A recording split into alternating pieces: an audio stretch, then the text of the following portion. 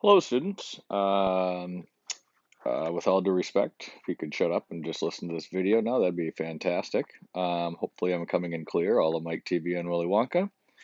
Um, Back here with the regression information, I'll just jump right in and we can talk more interaction about it when we get on to Schoology Conference or Google Hangouts or whatever that happens to be.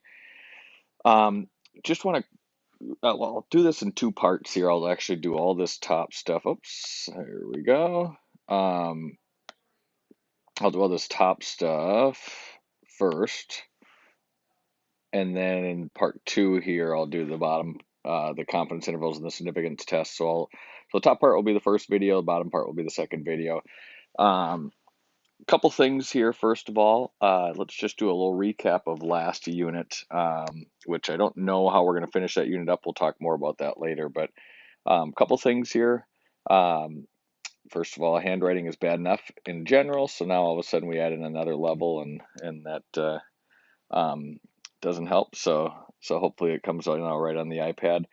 Um, but when we look at last unit, we had this y hat equals a plus bx formula. First of all, the variables here, the y hat and the x.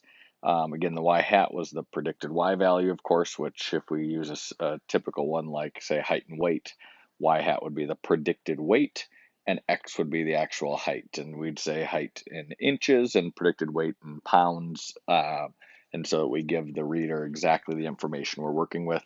We don't forget about the fact that there's the hat on the y, and that again means predicted. A and b, these are constants. This is the y-intercept, and this is the slope. The b is the slope. Again, y-intercept here, the a value, that is when x equals 0. The predicted y value will be this. So when your height is 5'7", your predicted weight will be this, whatever that amount may be. The b, again, b for slope. So slope is change in y over change in x. And we typically look at this as, what if the denominator is a 1? And so slope, we would say, as your height increases by 1 inch, your predicted weight will increase by 5 pounds on average. And again, the idea of on average here is, we know, if you look in the bottom right here, we know that this is going up on average by 5 pounds, but that these points aren't going to be exactly on the line. So it doesn't mean that you're for sure going to go up by 5 pounds if you grow an inch, but on average you'll go up by 5 pounds if you grow an inch. So that's that part. Again, if you have any questions on the A and the B, your note sheet that we got from our linear regression unit is helpful, because again, main question you'll get with slope and intercept is, what does it mean? Interpret it. Okay, so that brings us to R and R squared. R, again, is that correlation coefficient. Correlation coefficient, again, is it positive or negative? The relationship, and positive meaning, does it go uphill? Negative, does it go downhill as a negative slope? The other elements with R is the strong, moderate, weak in terms of the strength. Are the points really tight to the line? Are they somewhat tight, or are they all over the place, in which case they're not tight at all? And again, please use that note sheet from last unit to reflect on what correlation is. And again, we only use correlation with linear relationships, and we could mess with the scales all we want. We can even switch around the x and the y, and that will not change our correlation. The only way we change it is if we add, remove, or move a point. R squared, this is that ugly definition, the percent of the variation in the y's that can be explained by the linear relationship between x and y. Again, that example that we used now in the bottom left here, before we went on this hiatus, was the idea of having a pre-test and a post-test. And we've got all these scores. Each one of these dots is a person. Sorry, that's a line on that one. Didn't mean to do that. And we've got some line that goes through here. We've got a correlation, say that's about 0.6. So the R squared is about 0.36, which means the relationship between pretest and post-test, that the pretest explains about 36% of the variation that we see in the post-test scores. In other words, about a third of your post-test score can be traced back to height in your pretests, and of course the other 2/3 are going to be, did you study, did you listen, did you take notes, did you do your homework, those sorts of things. Um, the only other items that we had from the last unit is the residuals and residual plots, and so just understanding what those are, and that we want scattered residual plots. The residual plots show up a little bit in this next unit again, so as does all of this stuff, and so having a little refresher on your previous unit will make this next one much easier. And last thing I'll say, I guess, about R squared is just remember it's going to be interpreting R squared that ends up being the big thing that you're going to have to do. If you just get that question, interpret R squared in context, can you actually write out a sentence about what R squared means? The rest of this video, we're going to devote here to the other four, the S and SE of B, and the alpha and the beta, and then we'll come back and look at the confidence interval and significance test in the next video. But first, we need to get a little background here on how this data gets presented. And so if you looked at or worked on the computer printout sheet before we went on this break, you spent a little time looking at these computer printouts, and really last unit all we talked about were these here, which would have just been the intercept here as I have them color coded.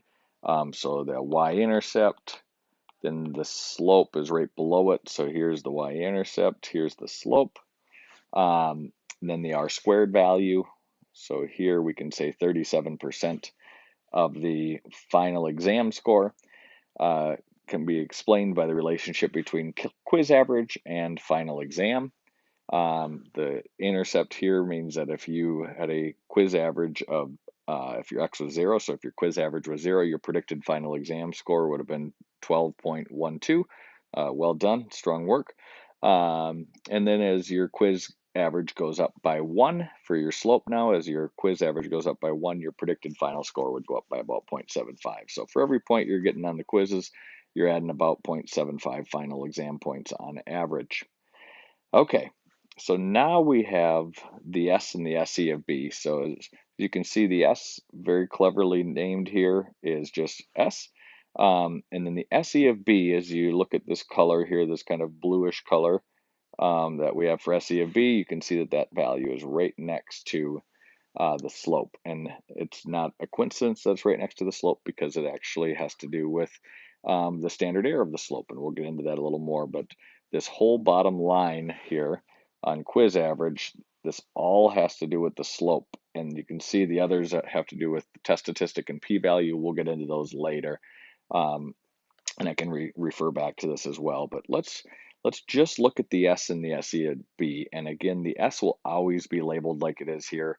There'll be an S equals or S approximately equals, and the SE of B will always be right next to the slope, as it is here with that 0.1414. Now, where does all of this come from? Is a little background about what the S is and what the SE of B, what they come from. And what happens in this regression world is, just like when we were working on the samples from the t-tests and the samples for the proportion z-tests, we have some big population. And again, it might be the heights and weights of all 3,400 students at Minnetonka High School.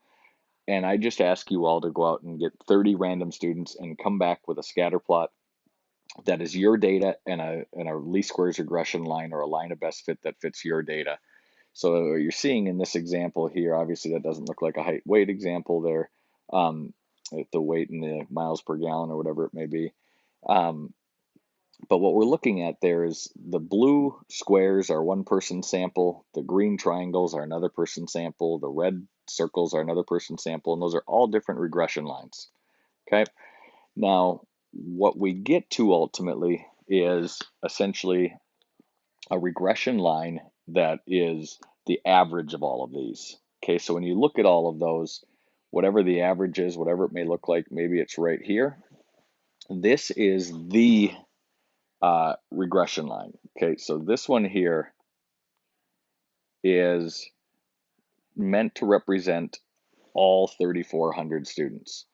Okay, and when we're using that, this regression line, that is actually a sort of an approximation or an estimate from our samples, and we have some data around it, just like how we had variability in our means and variability in our proportions. Now the equation for this line is actually mu of the y hats equals alpha plus beta x. Okay, so if you recall back from that first slide, alpha and beta here were two of the things I listed on that first slide. All alpha and beta represent are the population intercept and the population slope. So just like how we had x bar goes to mu and p hat goes to p, we now have A goes to alpha and B goes to beta. Okay, so alpha and beta are the population intercept and the population slope. Now, where do those come from? Well, again, you have all these little sample lines, okay? And again, consider these lines to be the regression line that came back from each one of your samples. So we could have in a class of 31 or 32 students, we could have 31 or 32 of those lines, and the red line just represents kind of the average of all of those lines. Okay.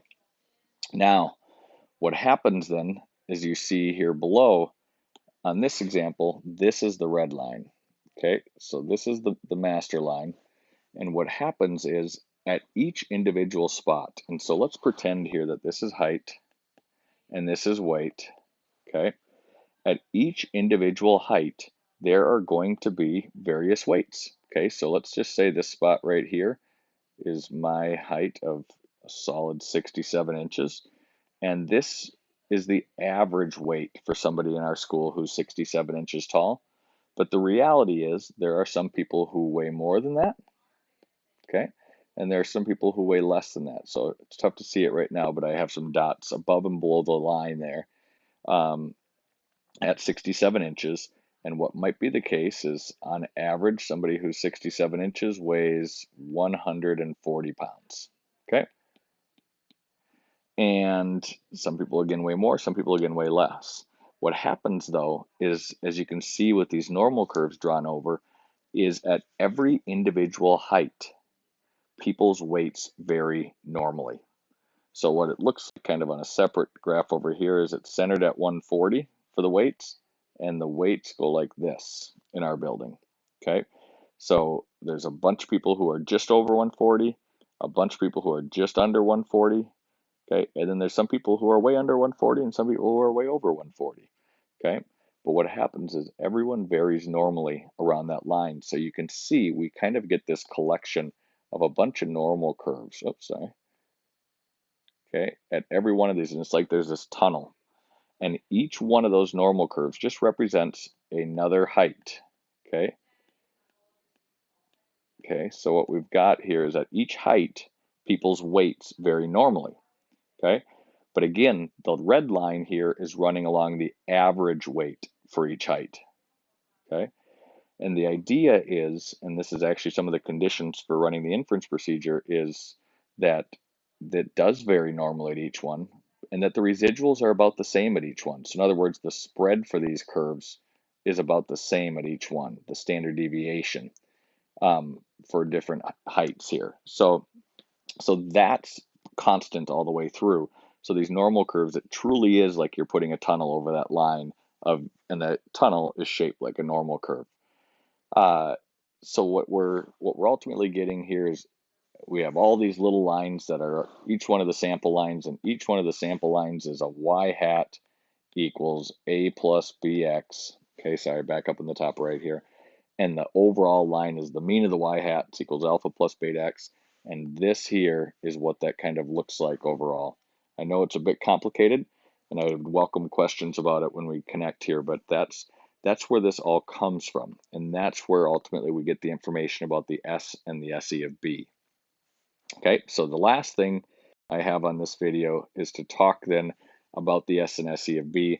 As you can see here, here's the formulas that I have set up for the y hat equals a plus bx and the population formula. Let's get into the S and SE of B here. So SE of B, when we look at this, as you can see, the SE of B is this 0.1414. It's always, like I said previously, always going to be next to the slope. Okay, this is the slope. Right next to its SE of B. And you take a moment, you read that definition. Okay, how much we'd expect the slope to vary from experiment to experiment or sample to sample. And so in the case of the height and weight again in our building, what we are talking about is one person's sample might look like this in terms of their regression line. And again, these are all y equals a plus bx. One person's line may look like this. One person's line may look like this. One person's line may look like that, and like that, and like that, and like that, and so on. But what this is saying, what this value is saying, is that we expect that slope to vary by about 0.1414 each direction. Okay, now again, if I actually go with what we're saying in this problem, this is quiz average and this is final.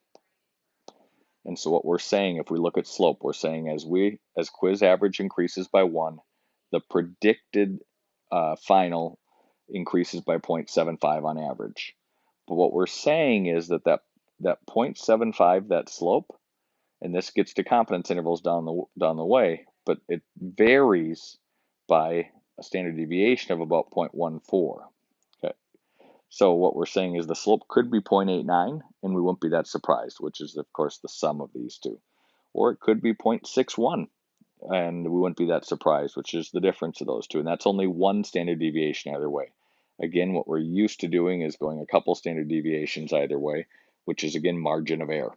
Okay, so the one standard deviation is just saying that our slope can vary. We expect it to vary. Okay, we don't expect, if you go out and ask 30 students their height and weight, we don't expect everybody to come back with the exact same answer. Okay, and so that's bound to happen.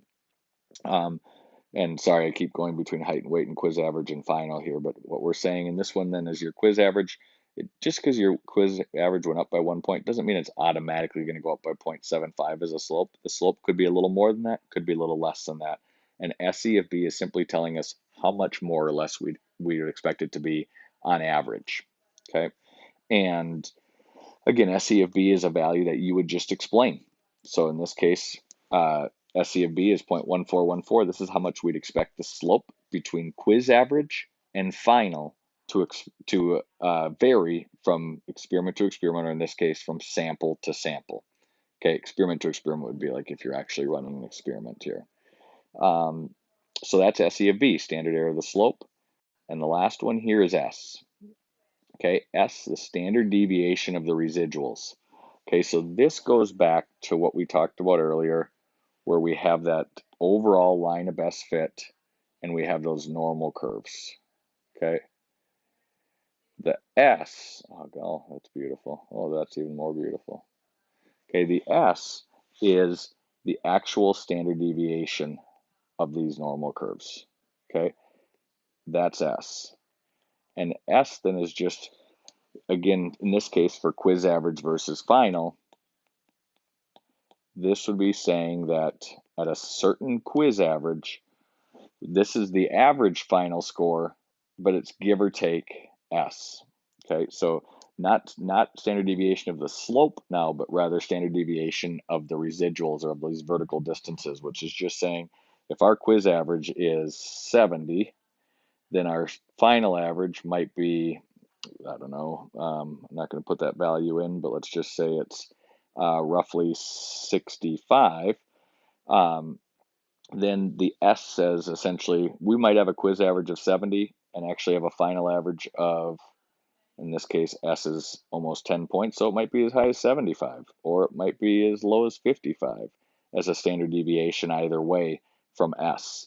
Okay, so what you're getting there is S is really that vertical standard deviation. And again, we expect S to be the same all the way through.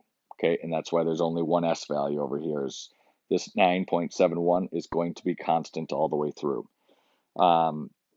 So again, the question you would get about S is simply define or interpret S in context. And so we'd say in this case that the standard deviation of the residuals for this one is how much we'd expect the final score to vary on average for a given quiz average. Okay, doesn't mean it automatically will or won't. Just means if given a quiz average of, in this case, 70 or whatever it happens to be, given a quiz average of X, we expect the final exam score to vary by about 9.71 on average from the mean final exam score. Okay, and again, what we mean by the mean final exam score is what is the mean y at each one of these, which we denote as mu of the y hats. Okay. So S is how much we expect it to vary on average from the mean Y. Okay. Uh, and again, SE of B and S, both of them have an explanation of just defining or interpreting in the context of the question. I will leave it there for now. Again, feel free to look back at any parts, but make sure you bring any questions that you have from watching this video so that you can help both yourself and the group as we get used to learning through this method here. Thank you very much. We'll see you in your next video.